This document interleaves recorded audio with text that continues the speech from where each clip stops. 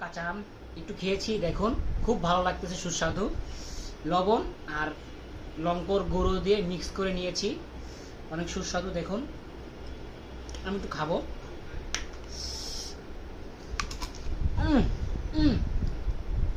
সেই ঝাঁটা তো হে। কাঁচা আম কে কে খেয়েছেন একটু কমেন্টে জানাবেন। আর যদি নতুন থাকেন আমার একটু সাবস্ক্রাইব করে যাবেন। আসলে এই বছরের সেই টেস্ট। এই বছরের কাঁচা আম, গাছের কাঁচা আম খাচ্ছি, কত সুন্দর লাগতেছে দেখতে পাচ্ছেন। আহ আহা আহ আপনাদের জীবন লেউ আসলে একটু বলবেন, হ্যাঁ।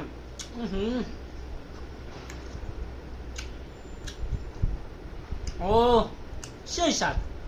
আসলে কাঁচা আম লবণ দিয়ে খেতে খুব সেই স্বাদ এবং টেস্ট। আর যাদের সমস্যা আছে তারা খাবেন না।